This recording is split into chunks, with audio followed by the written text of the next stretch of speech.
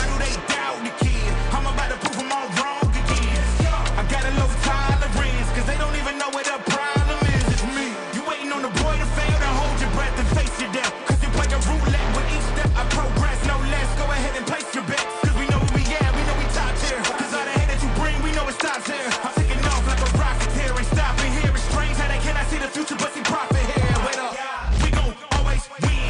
Tell 'em I can't take no loss. My team hold no L's, no. Aiming for the top, can't make it by myself. Hey, what's going on, guys? Tuesday show. We are going to hit a bunch of things today, and we are going to wade back into the muck because there are things happening on the backs of the way the DOJ has released these files. We had the whole fight about getting this released. The discharge petition, you know how it went. Trump forced us to sign it. The law was kind of clear. The transparency, the Epstein Files Transparency Act, Roe, Khanna, Thomas Massey, they did a great job with this Transparency Act. And there were laws, guidelines, the DOJ, the FBI had to follow while releasing these files. There was a deadline and there were guidelines, and they have broken them. We have talked about it here. And there are now consequences to that, or at least could be, should be. People are raising a stink, not just about what's in the files, but how they were released. The slapdash manner, who was redacted, who wasn't, things like that. So we're going to give you the update to that stuff. We're going to get back in the muck, and we're going to get into the muck, into the Epstein files a little bit more as well, in a couple other aspects that just, some of it's making the rounds and some of it isn't, and I know why you come here. I'm going to give you the stuff you come here for today. I'm going to give you the good stuff, real interesting stuff coming out of these files. But before we do that, before we wade back into the muck, I want to update you on Mark Kelly. You remember the video that Kelly and other congressmen released talking about you should not be following illegal orders. Pretty benign, all of them saying obvious things that every service member already knows to be true in their heart about illegal or immoral orders. And they're just saying, hey, you don't have to follow them. Somebody gives you an illegal, immoral order, you report it. Don't follow it. That's all that video said. We know what it said. We saw it together. Well, that video really hurt Pete Hegseth's feelings. It really, really tweaked his nips. And there was things floated about what could be done. And then they did them. When they were floated, when the idea of somehow bringing him back into active duty so you could court-martial him, bring him up on charges over these comments, just the idea of it offended like the very nature of what it is to be free in this country, have First Amendment rights, and Congress people, men and women, being able to express how they feel about an administration without retribution. What they were sent there for, what our congressmen were sent there to do, represent us, and the things we're pretty pissed about right now. That's what Mark Kelly did. He represented us, expressed his First Amendment rights. Well, Pete Hegseth got to work. He got to work after that video. And he is looking to demote Mark Kelly, reduce his retirement benefits, and they're looking at bringing him into a military tribunal and charging him. Okay? They've gone forward with it. They've gone forward. So, just a little bit ago, just a couple days ago, they had, it got in front of a judge. Okay, so just a few days ago, Mark Kelly decided to defend himself. He went and he got a lawyer, and this lawyer asked for an injunction barring the DOJ and the DOD from bringing him back into active duty, then bringing him in front of a military tribunal, demoting him, taking away his benefits. He's seeking for an injunction from Judge Richard J. Leon. Okay? And, this is not going well for the DOJ. This is not going well for them. Now, this Judge Leon, who has to make this decision, and this is a big decision. This is a big decision. This decision will either close or open a new avenue of weaponization and retribution for the Trump administration in terms of what military and ex-military say and do, and what the Trump administration is able to do to them in reaction. Now, the judge really honestly, from the things he said, and I'm not going to spend a ton of time on this, we're going to keep it moving, but it doesn't look great for the DOJ based on some of the things the judge is saying.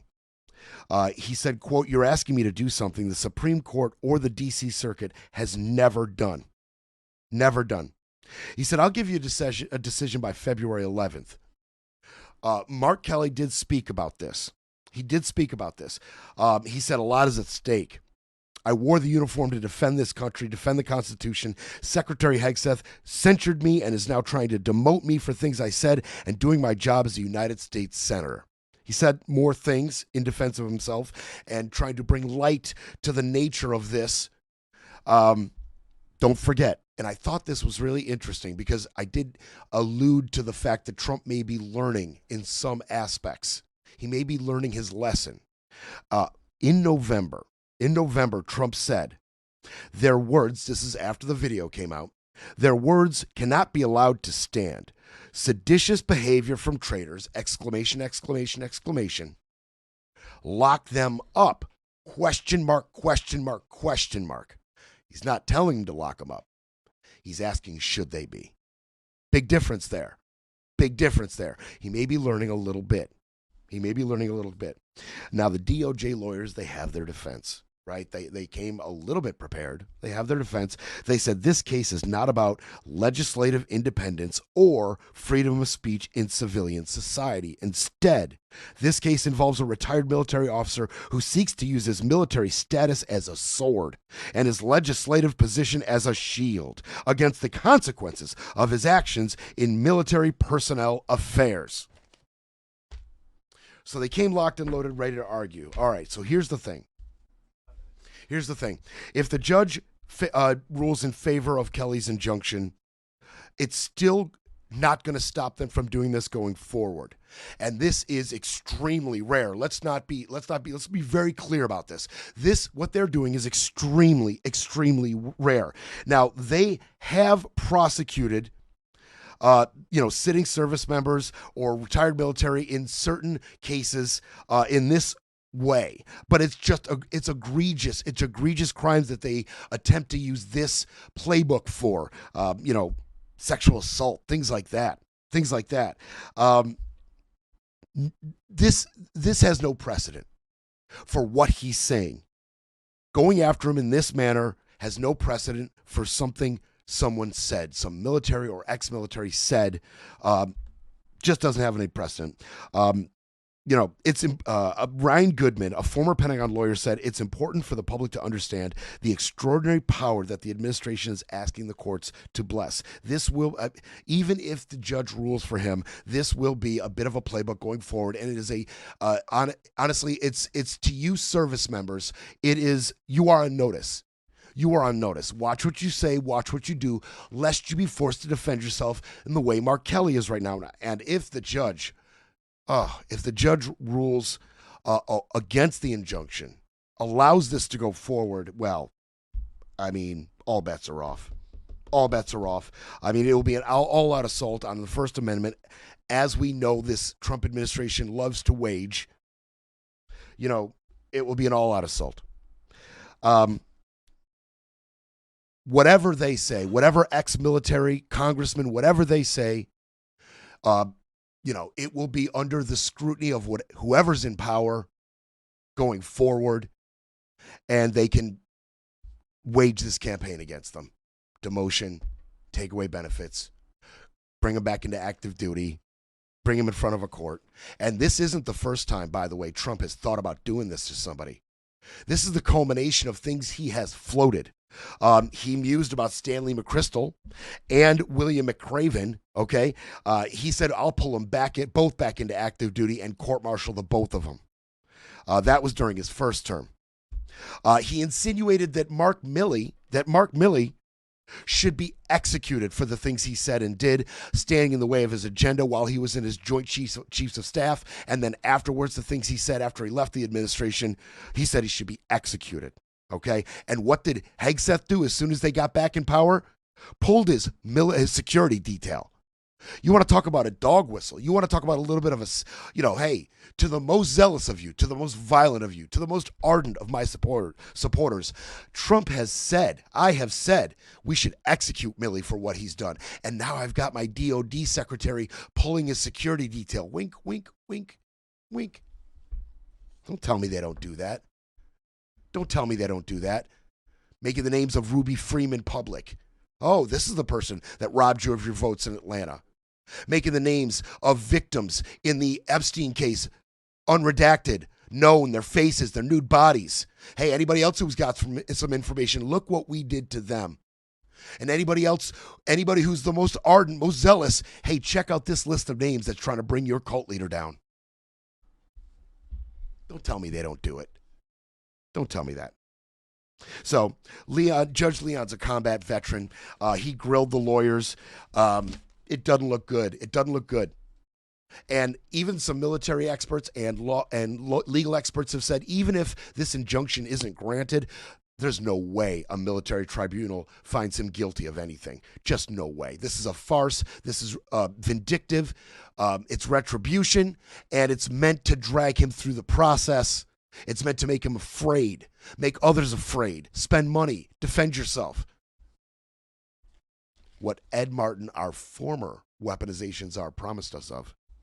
Oh, yeah. We were promised from Ed Martin when he let slip the quiet part. Oh, it's not about the veracity of the cases. That's not what it's about. We're going to drag Comey through the mud, James through the mud, Cook through the mud, Schiff, and, ex-military Mark Kelly. We'll just do these things and let a judge figure it out later. Throw it at the wall, see what sticks. And even if none of it sticks, you all got dragged through it. You are now very clearly enemies of this administration. You have been weaponized. You have been acting willfully against this administration's policies. And it is a clear signal. We will drag you through the mud. We will make you defend yourself. We will make you spend money. And God forbid any of this actually does stick. If we do 20 vindictive cases, if just one sticks and we get a John Bolton perp walked, the whole thing was worth it. It's time for a quick break. Then we break some more. You're listening to Brett Breaks Things. I'm happy. Breaking news, breaking rules, breaking through. Back to Brett Breaks Things. All right, you got your slickers on. You got your mud boots on. We're gonna wade in it for a second. We're gonna wade in it for a little while, actually. So, we're going to get to some of the interesting stuff that's been uncovered in this and some of the rabbit holes that I love going down with you. But let's talk for a second about the nature with which these Epstein files were released. How they flew in the face of the Epstein Transparency Act. Just a middle finger straight to it. We blew past the deadline multiple times. The Transparency Act specifically calls for victims' names redacted, and no other redactions in terms of co-conspirators or abusers. But that's just what we got. We got tons and tons of redacted names, and a lot of victims were unredacted. 20 minors, 100 victims' names were unredacted, over 100, 20 of them minors. Faces were unredacted. Nude bodies along with faces were unredacted, while the powerful and the rich global elites remain redacted. So, that is in clear violation of the law. Clear violation of the law. And some people are starting to call them out over it. Now, along with the just the tenacious Thomas Massey and Ro Khanna. I mean, these victims could not have picked a better representative for their plight, a better person to represent them in Congress than Thomas Massey. And Ro Khanna has matched Thomas Massey's zeal for transparency step by step. These two have been excellent, and they're not stopping now. They've got remarkable tenacity and follow through on this topic. But there are others joining them in their zeal, like Jamie Raskin. Jamie Raskin. Now, he is the Democratic ranking member in the House Judiciary Committee. As Massey and Khanna are screaming about the DOJ failing to follow Transparency Act guidelines, Jamie Raskin takes another tact. He takes another course of action, another strategy. And he says, look, we got to work this out. But I'm going to send a letter to Pam. And I'm going to simply ask Pam to make available all of the unredacted names that we were promised. And Pam granted it. Now, we're going to talk about how it was granted. We're going to talk about that. But for now, Jamie Raskin, Massey, Khanna, and others have viewed a small sample, and this is by design, a small sample of fully unredacted Epstein files. They were some choice files. They were chosen for them. They went to view these files prepared to view consequential files and look at big names. And that's what they did. Okay? So Raskin talked about it. First we'll talk about Raskin. He went and saw some unredacted, truly unredacted files. He said, I went over there and I was able to determine, at least I believe, that there were tons of completely unnecessary redactions in addition to the failure to redact the names of victims. And that is what's so troubling to us. They violated that precept by releasing the names of a lot of victims, which is either spectacular incompetence and sloppiness on their part, or, as a lot of survivors believe, a deliberate threat to other survivors who are thinking about coming forward, that they need to be careful because they can be exposed and have their personal information dragged through the mud as well. Now, Raskin noted that 3.5 million files have been released right now, and there are another 3 million files yet to be released. Did you know that? A lot of people don't. 3 million waiting to be released. Okay. So he sat down at this area that was set up for him and other lawmakers to come look at the unredacted files. And he said he was able to review about 30 or 40 of these unredacted files of 3.5 million, but they were good ones. He said, I saw the names of lots of people who were redacted for mysterious or baffling or inscrutable reasons, including Les Wexner. That's a name that keeps on popping up. Les Wexner. Okay.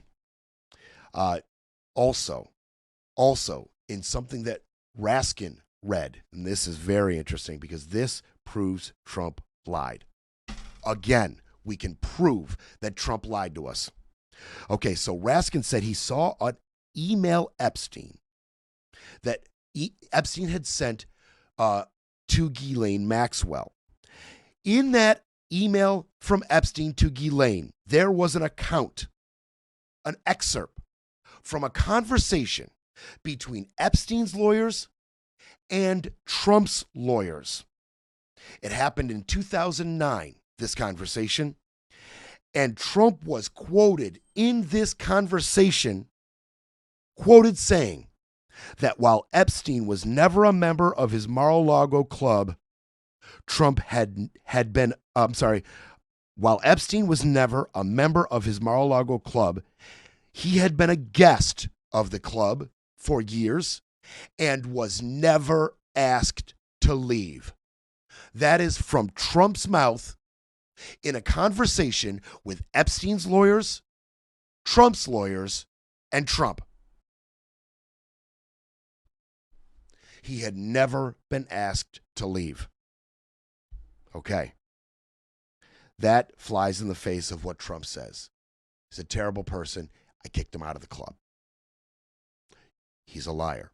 Once again, and not for the last time, he's a liar. Okay? Boom. Now, Pam Bondi is set to testify in front of the House Judiciary on Wednesday. And Raskin said, I'm going to bring all this up with Pam, and we're going to watch Pam do her thing like a bulldog. She's just going to attack, bark back. She's not going to answer anything. Every question is going to be met with a question or an attack. Pam knows how to do this. We've seen Pam do this before. It is an exercise in futility. Hearings with Pam Bondi, period. We're going to do the show. We're going to do the little song and dance once again on Wednesday with Pam. I don't expect much to come from it. Raskin says we're going to start by posing questions directly to the Attorney General about the process that produced such flawed results and that has created such mystery. I mean, he said more and more about it. He can't wait to get a piece of Pam. We'll see. We'll see. We'll see who gets the better of these exchanges. Because in the past, it doesn't matter how much evidence or facts or reality you confront Pam with, she is on the attack. She answers absolutely nothing. She may be the most performative and effective of all of these heads of these agencies that love to stiff-arm hearings. Cash, Bessent, all these guys, they answer nothing, but some are better than others, like Pam. First string. She's first string. Let's talk about Massey and Khanna, because they also were able to see some of these files. Massey and Khanna. They said the Justice Department redacted the names of at least 6 men who are likely incriminated by their inclusion in these Epstein files. Oh, yeah. Yep. They are pushing for the DOJ to unredact everything as per their law. They're pushing for it. And they say, if you don't unredact everything, we're going to go on the House floor with everything we've read from the unredacted files, and we're going to start naming names, baby. We're going to start naming names. They are allowed to look at these unredacted files. Thank you, Pam, for granting them permission, but they are allowed to look at these unredacted files. And then, because of the House's speech and debate clause, they are allowed to go on the House floor with whatever they've read, free of liability, criminal liability, civil liability. You can't touch them. They can go on the House floor and just start naming names. That is why they are such effective representatives for these survivors. They can do what the survivors can't. They are protected. And they said that's exactly what we're going to do if you don't start unredacting names and making them public per our law. Per our law. Now, here's the thing. They're making these files available, okay, in the DOJ building in Washington from 9 a.m. to 6 p.m., Monday through Friday. Any lawmakers, any congressman can go to the DOJ building from Monday through Friday, 9 to 6, and go look at these unredacted files. Here's the rub. They're allowed to take notes, but they can't bring any electronic equipment. Think about that. They can take notes. They can write down all the names they want. Everything unredacted. They can write it all down. They can even go to the House floor and talk about what they've seen. But they can't bring any electronic equipment. Why? I'll tell you why. They purposefully are making it so Raskin or Massey or Khanna can only look at 30 or 40 of the 3.5 million at a time. You see, the big thorn in the side of this DOJ and FBI is that these outlets like the New York Times and the Washington Post and the Wall Street Journal and Axios, they can take these files, all 3.5 million, and run them through advanced AI tool searches, right? They can use advanced AI and tool searches to find all the juicy stuff really quick and dive into these 3.5 million files. The redacted ones. They are purposefully making it impossible for these lawmakers to replicate that effort.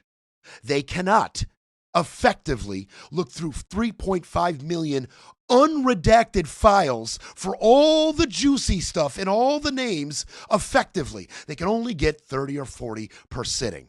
And I mean, so what are we talking about, right? Like, they can get a look at like 200 files possibly a week if they sit there and do that all day.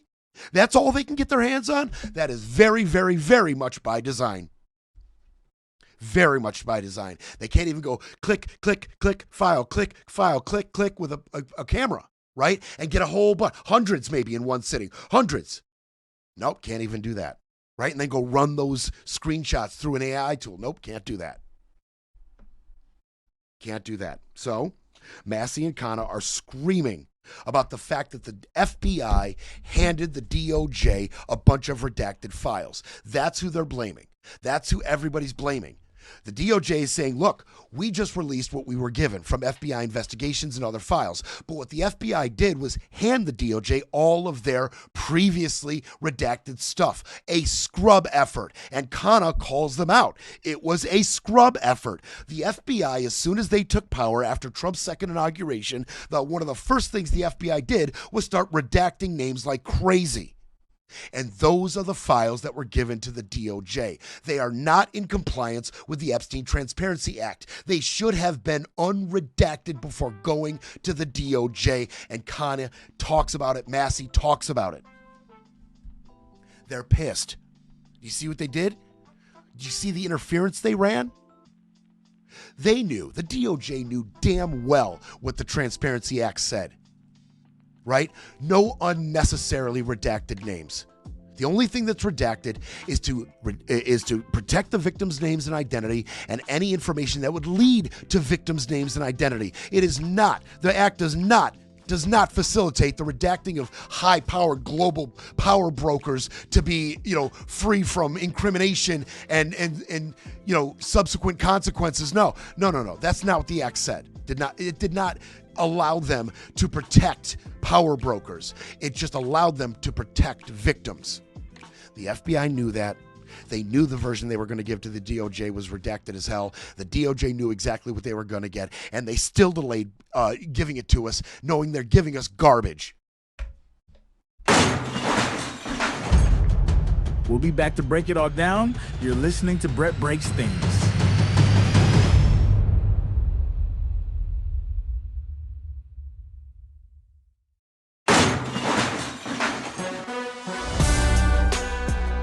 Brett breaks things because someone has to. 2009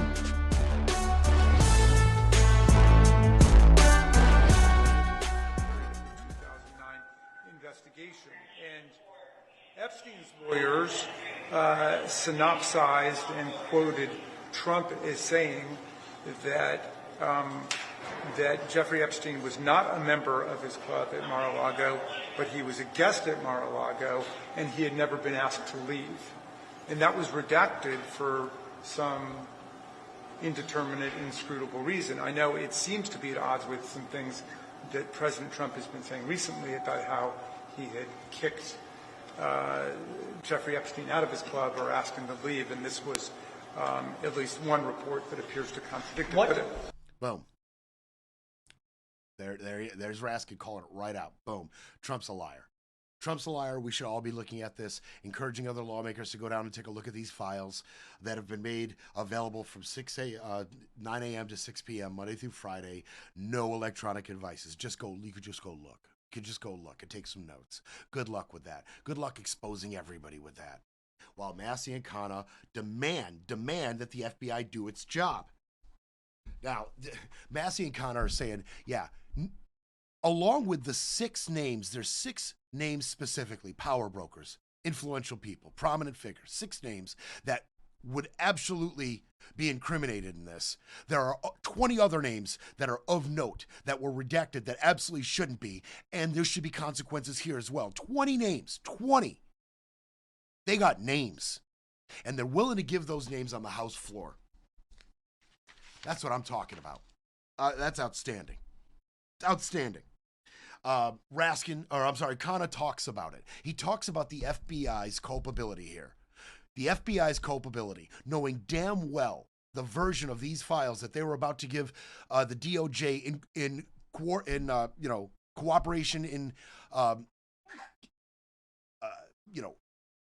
within the law of the Transparency Act, within the guidelines of the Transparency Act. They knew what the FBI was about to give them was not in line with those guidelines. It was basically in violation of the Epstein Transparency Act. They knew that.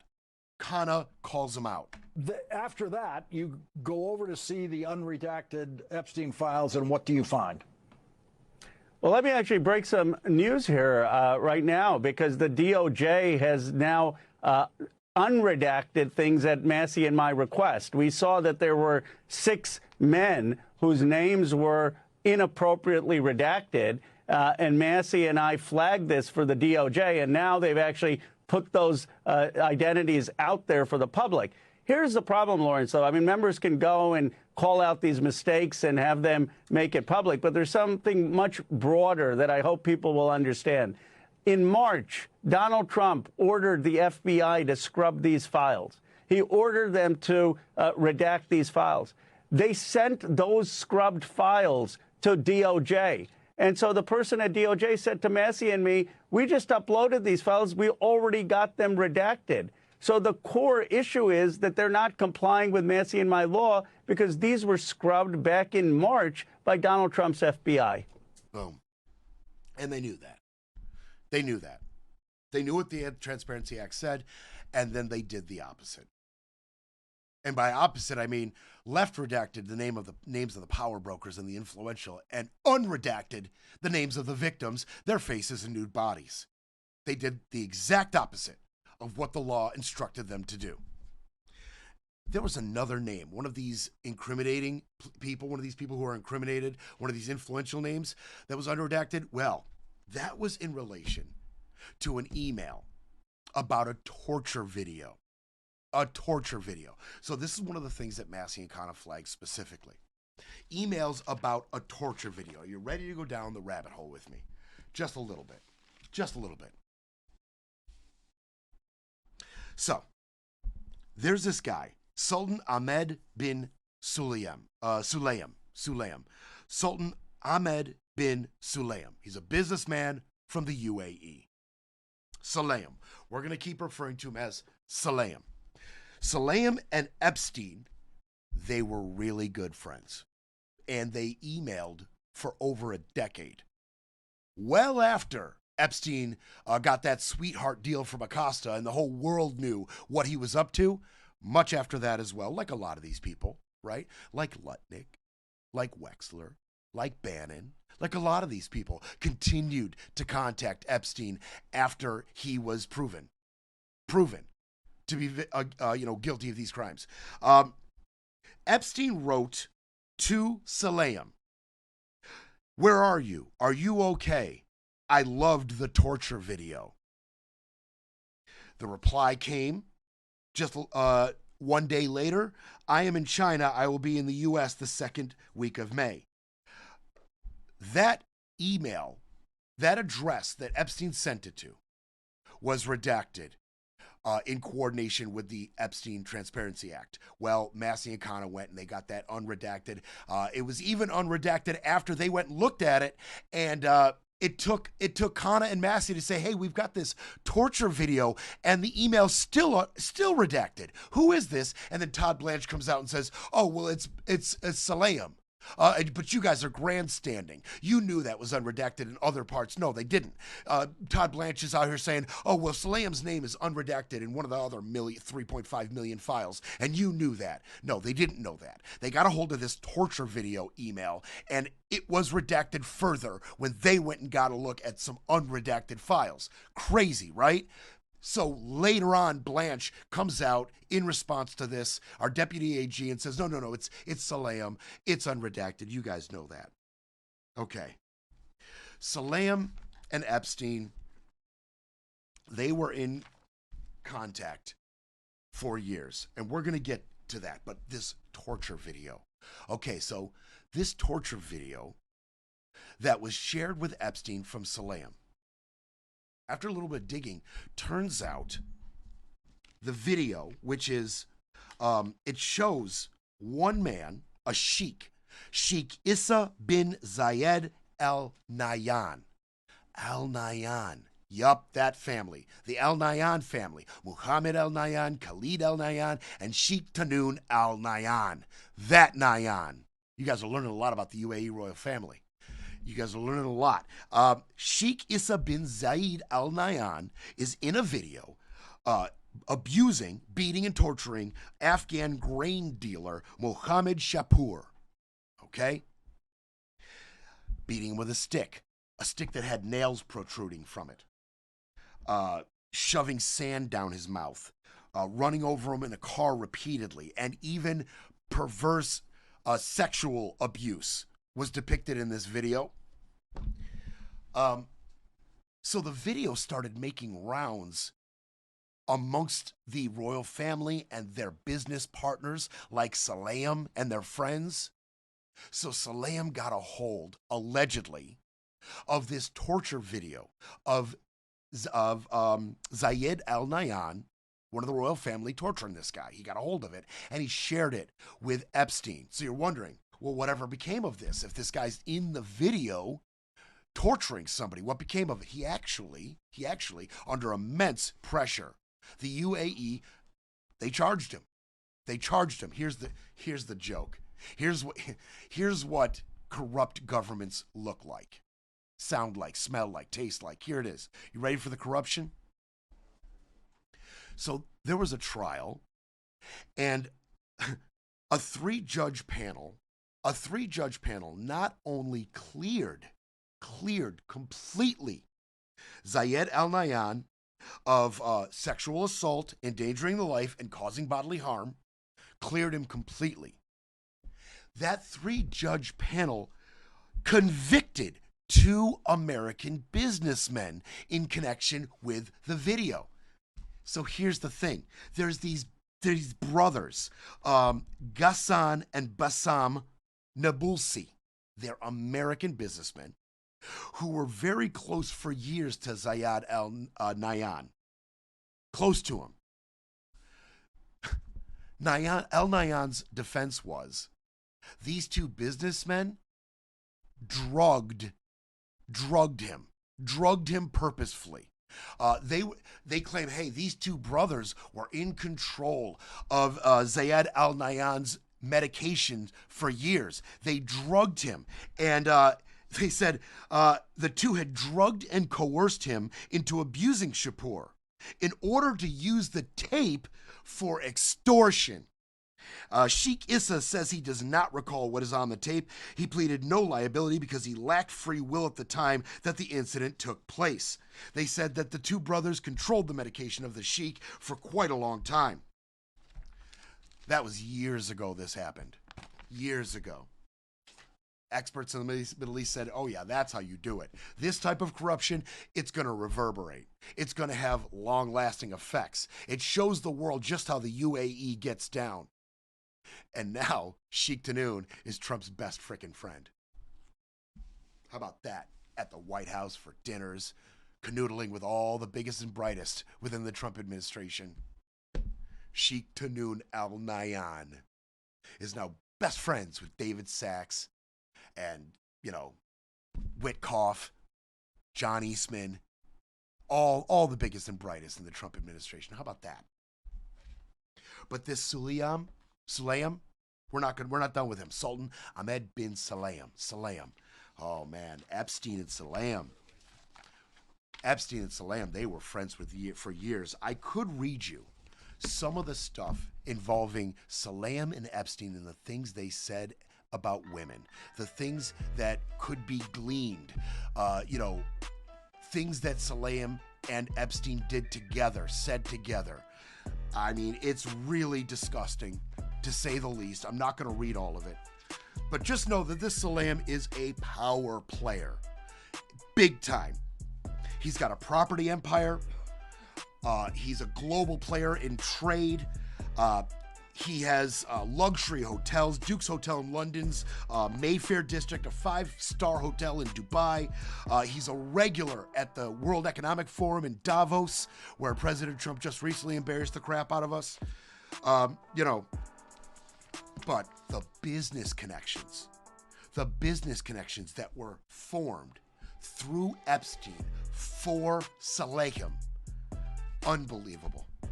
Unbelievable. The names that were embroiled in their relationship, the avenues that Epstein opened up for this sheik. Crazy. Breaking politics, breaking narratives, breaking news. But first, we need a coffee break.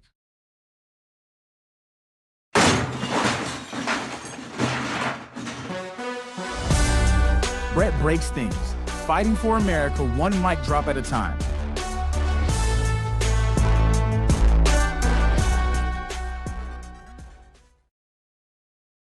Oh yeah, Mr. Salehem.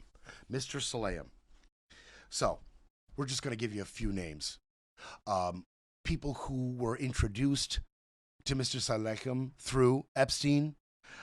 People that were introduced, I mean, just crazy. First of all, Peter Mendelsohn. And we're going to talk more about the British fallout, the fallout in England right now over this whole mess. And there is.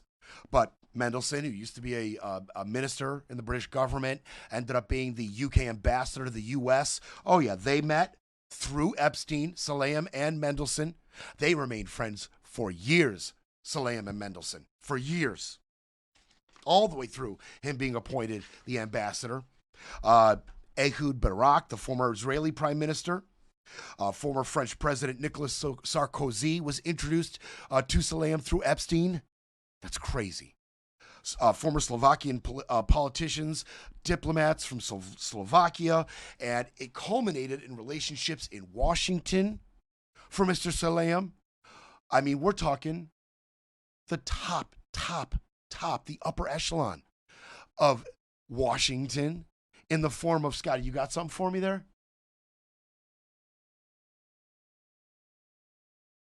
Yeah, how about this relationship? How about this guy? Yup.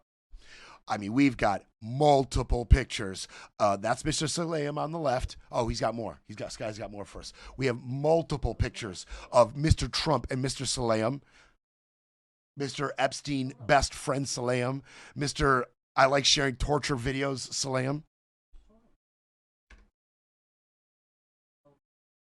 Oh, look at all those. Look at all those. Those are all pictures of Trump and Salehem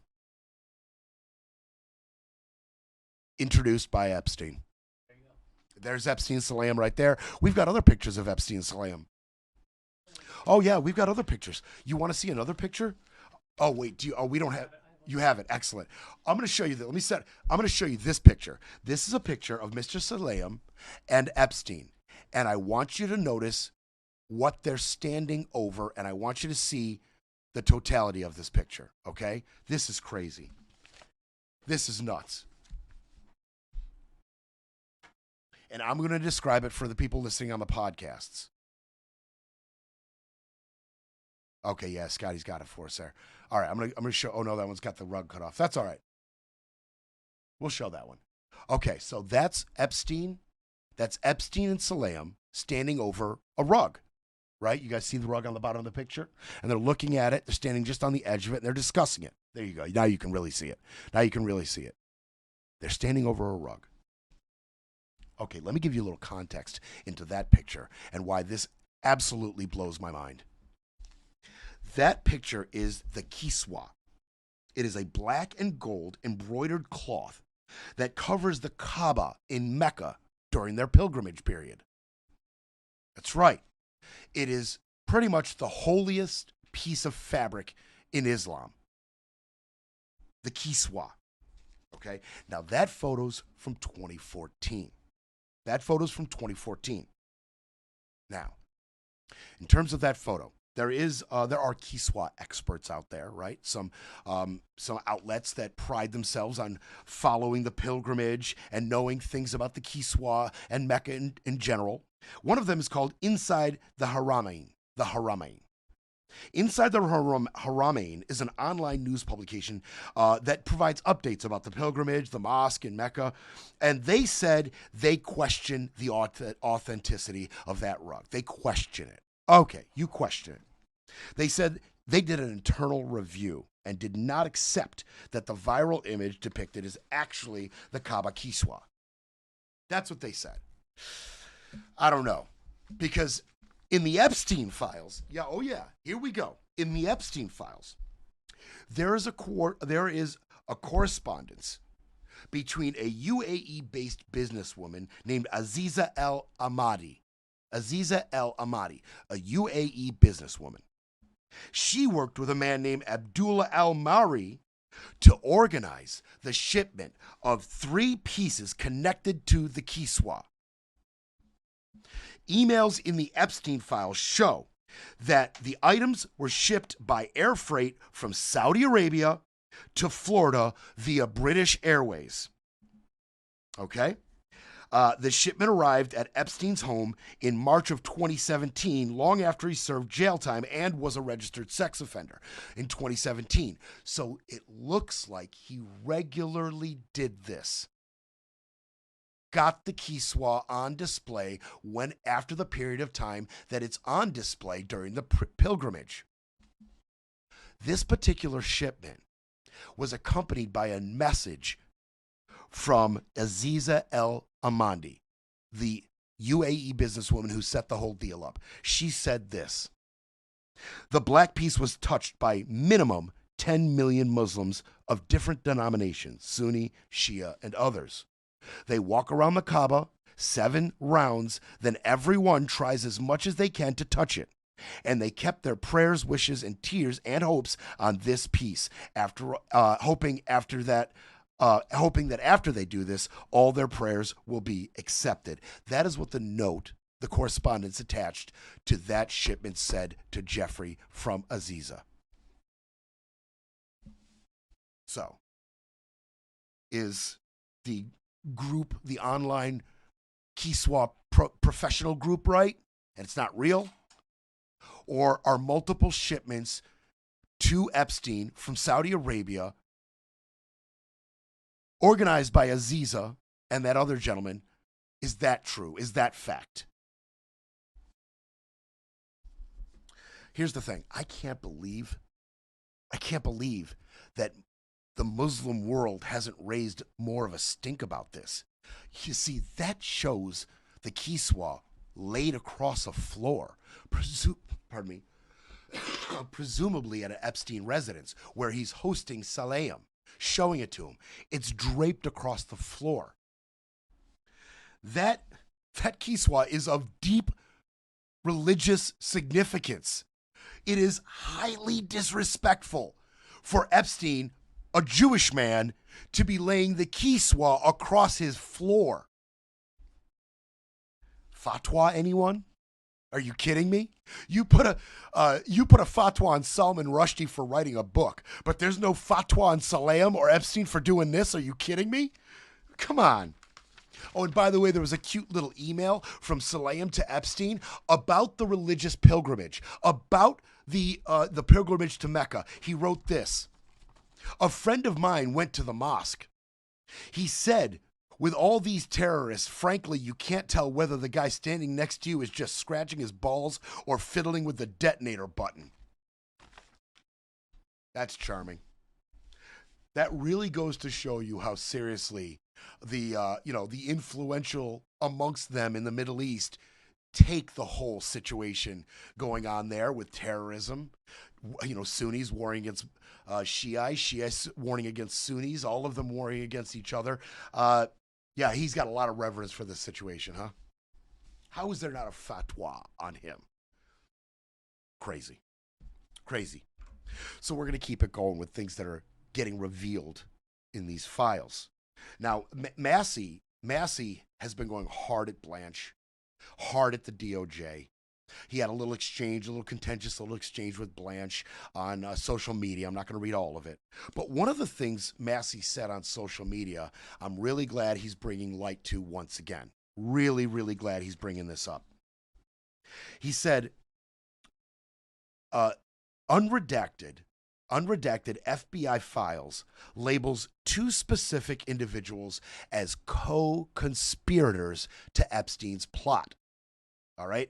He read a couple of completely unredacted FBI files that clearly labels two specific individuals as co-conspirators. Why is that significant? He goes on to tell you why that's significant. He says this is significant because Kash Patel testified to Congress that FBI had no evidence of other sex traffickers. This is the FBI's own 2019 document listing Les Wexner. He calls him right out, listing Les Wexner as a co-conspirator in child sex trafficking. And he got a look at an unredacted FBI file specifically naming Les Wexner as a co-conspirator in the sex trafficking. What did Kash Patel say at a hearing under oath in front of Congress? What did he say? I'll remind you. Quote from Kash Patel: "There is no credible information, none. If there were, I would bring the case yesterday. That he trafficked to other individuals, and the information we have, again, is limited." Well, time to bring that yesterday on Les Wexner. Oh, I did it again, Scotty. I'm pounding the desk because I'm a little fired up today.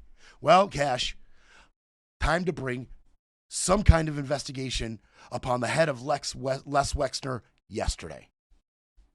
That's what you said. Now, just a reminder of who Les Wexner is. He's the billionaire founder of L Brands. He owns Victoria's Secret. He owns Bath and Body Works. And he is one of Epstein's most powerful patrons and financial benefactors. He denies giving Epstein money, access, legitimacy, denies it all.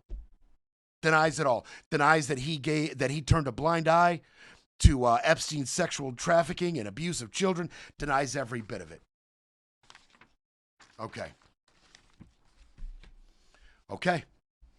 Now we've got FBI Director Kash Patel lying to Congress in a hearing, according to the files. Once again, according to the files. Another Trump official or Trump himself has been absolutely busted lying because of these files. And you want to hear something real cute? Of the unreleased 3 million files, remember, 3.5 have been released. There are 3 million unreleased. The DOJ says those other 3 million files, they're still subject to review, and we're not even going to give you a date on when we'll release them. We're not even giving you a date. We'll let you know. That's not what the Epstein Transparency Act called for. They have pushed this and pushed this and pushed this. And then what they have redacted, they've screwed up, either by gross incompetence or retribution. And now they've got the other half of the Epstein files that they're just going to hold on to and review for as long as they like. We're coming back for overtime. We're coming back for overtime, kids. It's time for a quick break, then we break some more. You're listening to Brett Breaks Things.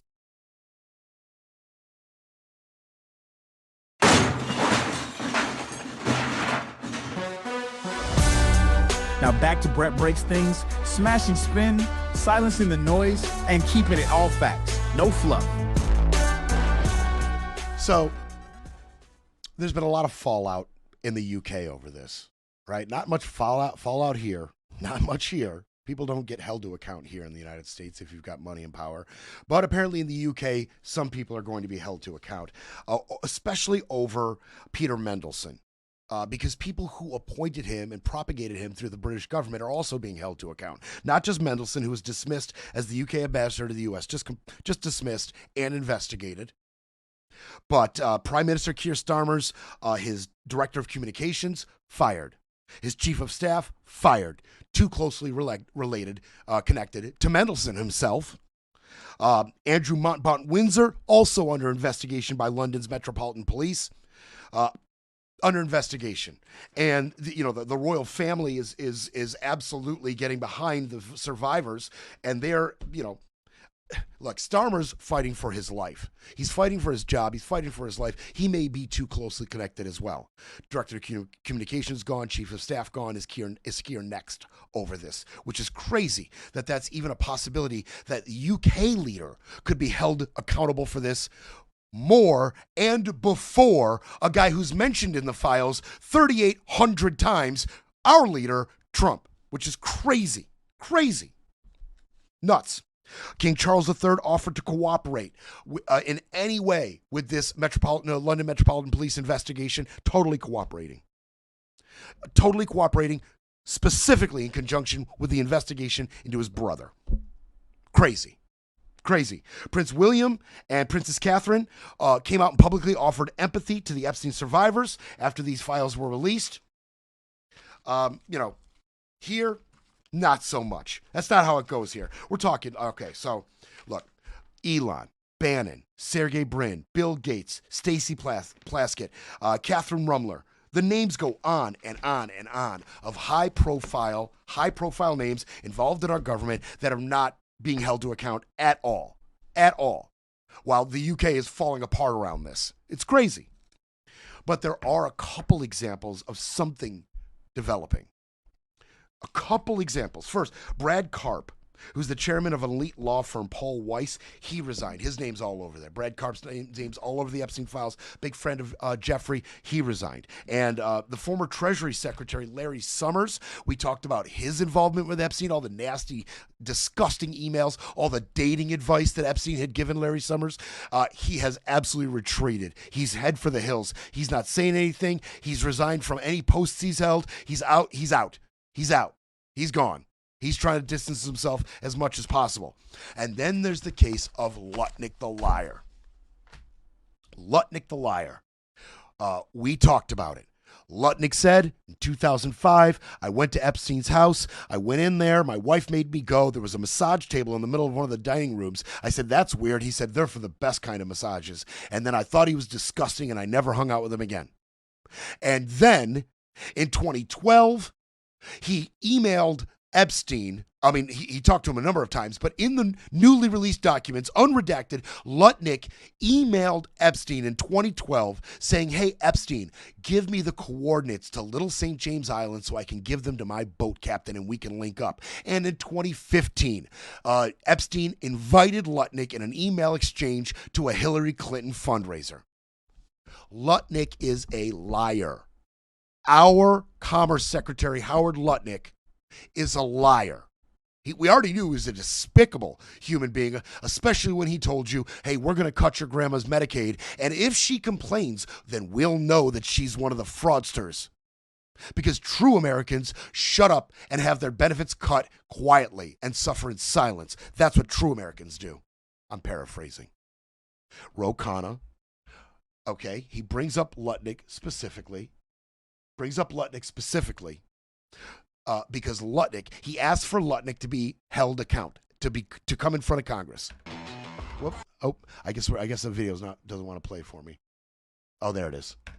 Congressman Khanna, Congressman Massey has called for Commerce Secretary Howard Lutnick to face potentially some accountability for the connection that he has in these files. Do you support that call? Absolutely.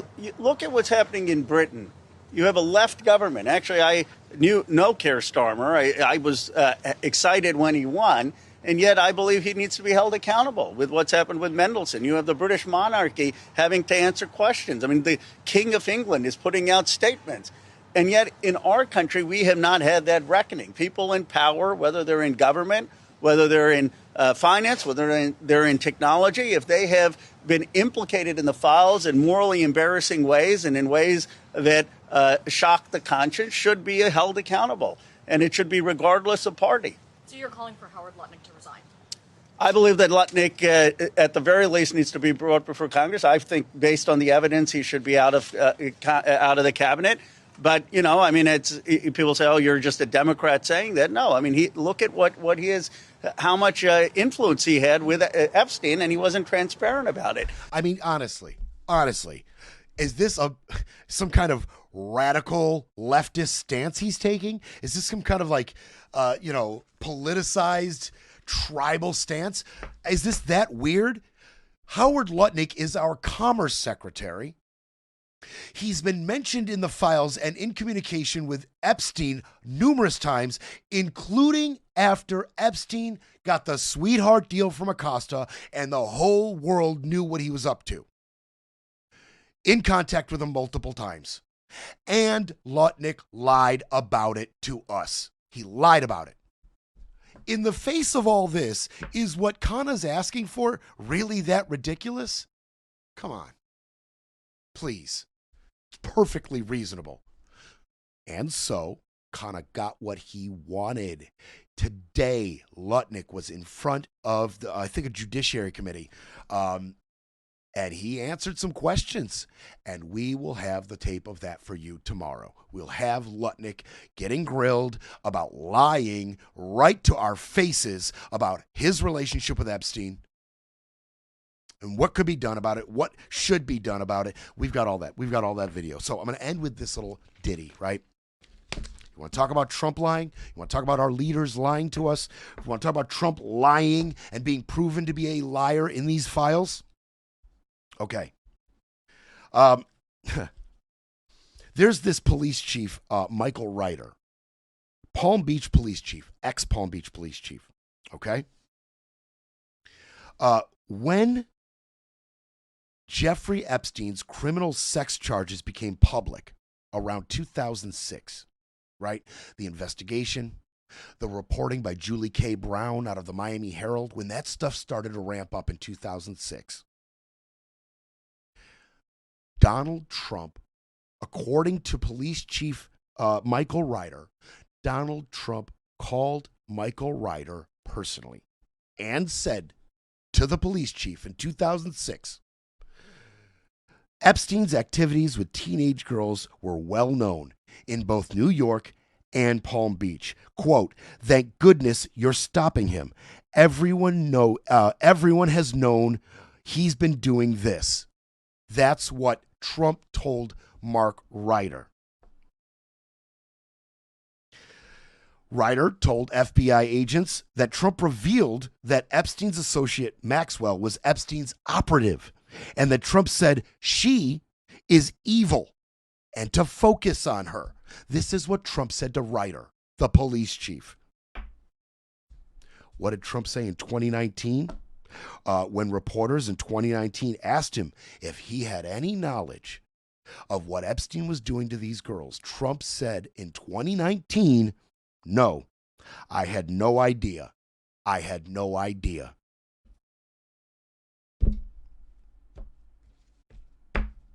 He doesn't just lie a lot.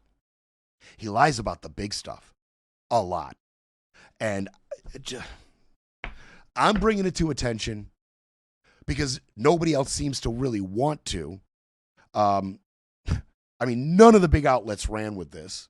None of them. None of the ancillary outlets, Politico, Axios, none of them ran with it. But we're just going to be clear. We're going to be clear here. And there were responses to this. Ryder retired as police chief in 2009. He said he was interviewed by the FBI in 2019. And he said, quote, the conversation with Trump happened in July of 2006. That's what police chief Mark Ryder said. The FBI, when asked about this, denied that Trump called Ryder. Denied it. Kash Patel's FBI has absolutely no problem coming out publicly and calling ex-police chief Michael Ryder a liar and saying, this didn't happen. Didn't happen. We are not aware of corroborating evidence that the president contacted law enforcement 20 years ago. No problem. We are just going to lie about it. Crazy. Crazy. Trump will just lie and lie and lie, and when need be, the FBI will come out and repeat his lies and back them up. The FBI. That's where we are. But just know, Trump has been caught lying by the Epstein files a handful of times, and he just blows right by it. The American people seem to be just blowing right by it. Disgraceful. I'll be back tomorrow. Thanks, kids.